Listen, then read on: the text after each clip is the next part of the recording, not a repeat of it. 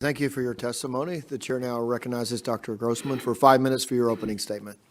Thank you for the opportunity to address you. My name is Miriam Grossman. I am a board-certified child, adolescent, and adult psychiatrist, author, and senior fellow at Do No Harm. I have been taking care of patients for 45 years.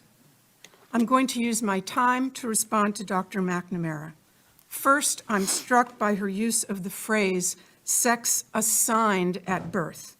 Sex is not assigned at birth. Sex is established at conception, and it's recognized at birth, if not earlier. Dr. McNamara claims that her views are science-based, but to claim that sex is assigned at birth is without any scientific basis whatsoever. Its language misleads people, especially children, into thinking that male and female are arbitrary designations and can change. That is simply not true.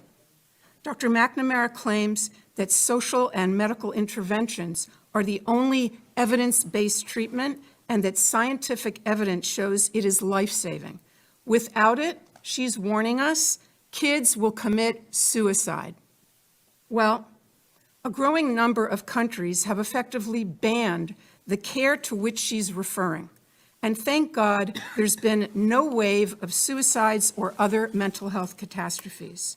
3 years ago, Finland placed strict limitations on medical interventions for minors. Sweden did the same thing after a 14-year-old girl was found to have osteoporosis and spinal fractures from puberty blockers.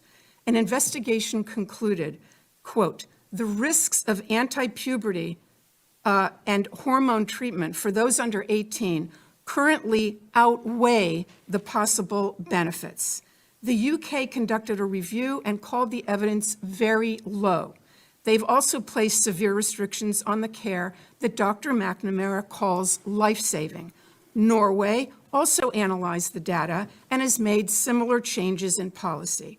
The National Academy of Medicine in France warned, quote, great medical caution must be taken in children and adolescents given the vulnerability of this population and the many undesirable, even serious complications the therapies cause. Doctors in New Zealand and Australia have published similar statements. Is Dr. McNamara suggesting that all these countries are rejecting evidence-based treatment and placing their kids at risk of suicide? Regarding that point of view, Finland's gender expert, Dr. Rita Kaltiela, said, quote, it's purposeful disinformation, the spreading of which is irresponsible. All 7 countries, and Florida too, of course, concluded that kids don't need their development interrupted, the girls don't need their periods stopped and their voices lowered, and the boys don't need to grow breasts. What they need is psychotherapy. I have other objections to Dr. McNamara's testimony. She insists that her position, only hers, represents standard medical care. What she doesn't want you to know is that there is no standard. There's a debate. There's a fierce debate. And on the side opposite her stand such prominent figures as Stephen Levine, Kenneth Zucker, Paul McHugh, and James Cantor, among others. These doctors are giants in the field.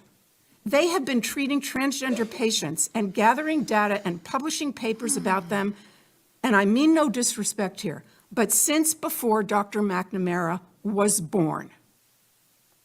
The point is that those veteran clinicians and others who have wisdom and experience are ignored because they disagree with the current narrative. They're against medical interventions for the same reason those 7 countries are. There is no evidence of long-term benefit, but there is evidence of harm.